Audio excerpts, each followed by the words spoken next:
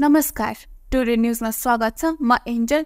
सुरु गरौँ लेखापाल घुस सहित पक्राउ सही उपर मुद्दा दायर गरेको प्रसङ्गबाट। अख्तियार दुरुपयोग अनुसन्धान आयोग बर्दिवासले महतरी जिल्लाको शम्सी गाउँपालिकाका लेखापाललाई घुस सहित पक्राउ गरेको छ। अख्तियारको टोलीले बुधबार लेखापाल रोशन कुमार राउत र कार्यालय सहयोगी घरेन यादवलाई 1,25,000 घुस सहित पक्राउ गरेको छ।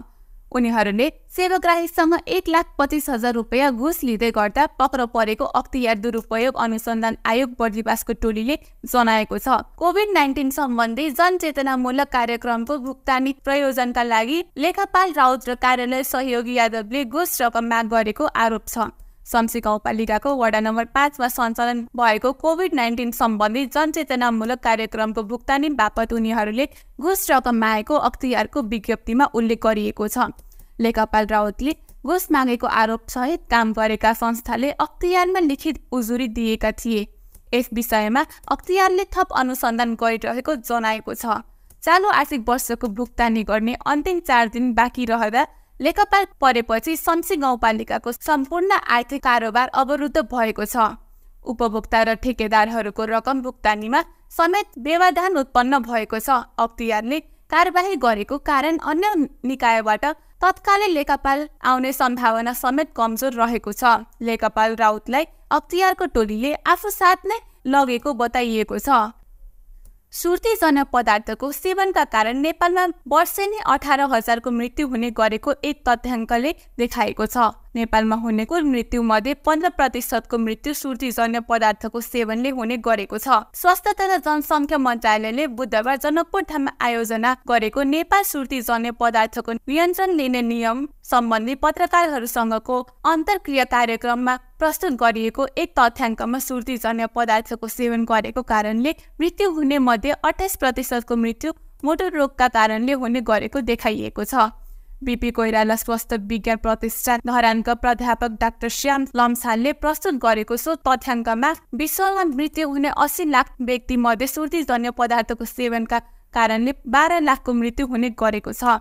सुर्ती सेवनको नकारात्मक असर मान्छेको तालुदेखि पैतालासम्म हुने गरेको उनले बताए। यसको लतबाट जोगाउनका लागि उत्पादन तथा सेवनलाई निरुत्साहित गर्नका लागि नेपालमा सुर्तीजन्य पदार्थको नियम सम्बन्धी कानुनहरू भए पनि यसको प्रभावकारी कार्यान्वयन हुन सकेको छैन। सुर्तीजन्य पदार्थको नियमन तथा नियन्त्रण सम्बन्धी कानुन अनुसार सुर्तीजन्य पदार्थको बिक्री तथा वितरण सार्वजनिक स्थलमा गर्न नपाइने व्यवस्था भए पनि प्रभावकारी नियन्त्रण हुन सकेको छैन। खास गरेर सुर्तीजन्य पदार्थको बिक्री वितरण तथा सेवनका लागि निषेध गरिएको ठाउँमा खुल्लमखुल्ला बिक्री वितरण हुने गरेको उनले बताए। सरकारी कार्यालय, hotel, restaurant, dance bar, cinema घर, अस्पताल, पार्क, खेल मैदान, सार्वजनिक यातायात सहितको ठाउँहरूमा सुर्तीजन्य पदार्थको सेवन बिक्री वितरण पूर्ण रूपमा निषेध गरिएको भए पनि सेवन गरेको पाइएको छ। यसका साथै अस्पताल, विद्यालय सहितका केही महत्त्वपूर्ण ठाउँको 200 मिटरमा बिक्री वितरणमा पनि निषेध गरिएको कानुनी प्रावधान छ। तर त्यो सरकारवाला निकायको नियमन गर्न सकिरहेको पाइँदैनन्। जिल्लामा सहायक प्रमुख जिल्ला अधिकारी तथा पालिकामा प्रशासकीय अधिकृतलाई नियमन गर्ने अधिकारी तोकिएको छ। त्यसको उत्पादन तथा सेवनलाई निरुत्साहित गर्नका लागि विश्व स्वास्थ्य सङ्गठनले कम्तीमा पनि 75% कर लगाउन भने पनि नेपालले जम्मा 33% कर लगाएका छन्। बढी कर बङ्गलादेशले 71, मालदिभ्सले 69, श्रीलङ्काले 66, पाकिस्तानले 56 र भारतले 54% कर सुर्तीजन्य पदार्थको उत्पादनमा लगाए पनि नेपाल कम कर लगाउने देशमा परेको जानकारी प्राध्यापक डाक्टर लम्सालले दिए। चुरोटको उत्पादन गर्ने कम्पनीले पट्टाको 90% मा सेवनबाट हुने असर सम्बन्धी चित्र राख्नुपर्ने प्रावधान लागू भएपछि त्यसको मनोवैज्ञानिक असर परेको प्राध्यापक डाक्टर लम्सालले बताए। महतरीमा मोटरसाइकलले कुकुरलाई खिच्ने प्रयास गरेको विवादमा गोली प्रहार भएको छ।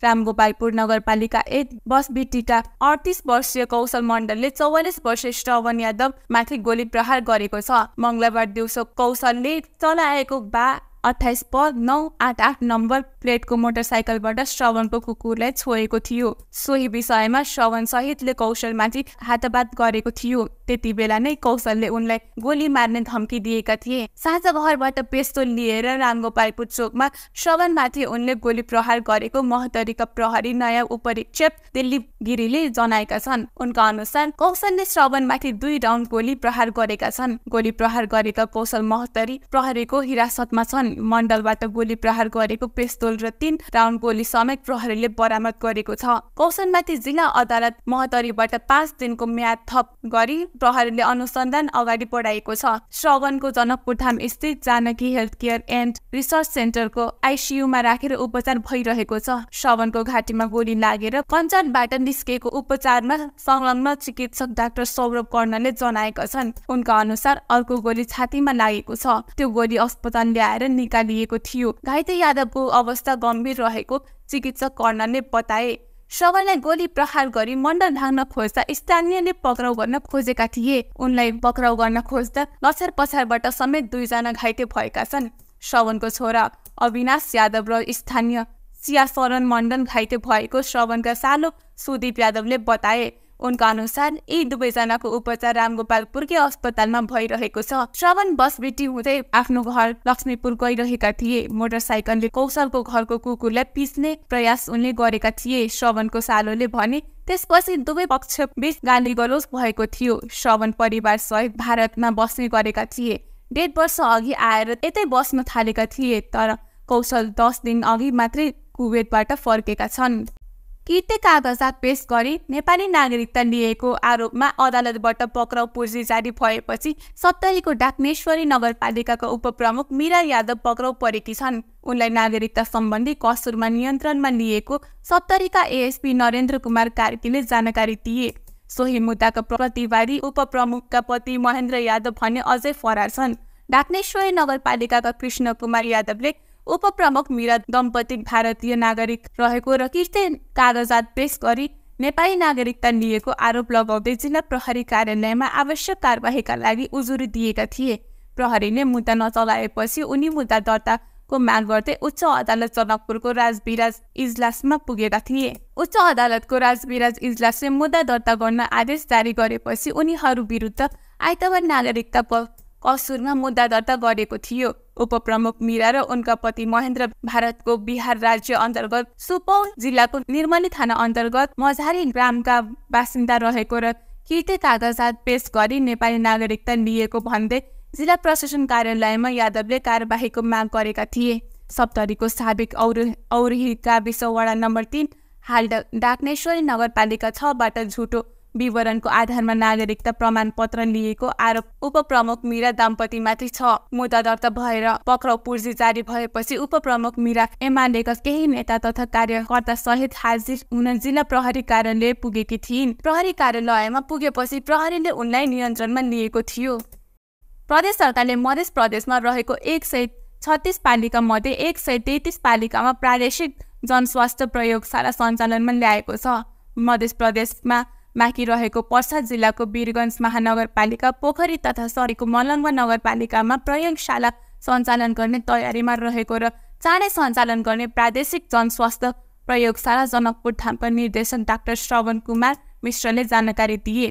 प्रयोगशालाका लागि जग्गा सहितको भवन सम्बन्धी पालिकाले प्रदान गर्ने गरेको छ भने प्रयोगशालाको लागि 2 जना प्रशिक्षित जनशक्ति तथा उपकरण सहितका सञ्चालनका लागि आवश्यक पर्ने अन्य सामानहरू प्रदेश सरकारले उपलब्ध गराउने गरेको निर्देशक डाक्टर मिश्रले बताए। प्रादेशिक जनस्वास्थ्य प्रयोगशालाले बायोमेट्रिक हेमाटोनोलोजी एनालाइजर माइक्रोस्कोप क्यालोरीमिटर अन्य उपकरण फ्युज दराज फ्रिज र केमिकल सहितको सामग्रीहरू प्रदान गरेको छ। यसैगरी विद्युत सप्लाई बन्द नहोस् भन्नका लागि युपीएस सहितको ब्याट्री एसी सहितका सामानहरू प्रदान गरिरहेको छ। अब पालिका स्तरमा खोलिएको प्रयोगशालाबाट 46 प्रकारको परीक्षण हुने भएको छ। हरेक स्वास्थ्य व्यक्तिले वर्षको एक पटक अनिवार्य रूपमा स्वास्थ्यको परीक्षण गर्न आवश्यक भएको प्रयोगशालाका निर्देशक डाक्टर मिश्रले बताए। रोग लाग्नबाट जोगिन तथा शरीरको अस्वस्थता बारेमा समयमा जानकारी पाउनका लागि स्वास्थ्यको परीक्षण गराउन आवश्यक रहेको चिकित्सकहरूले पनि सल्लाह दिने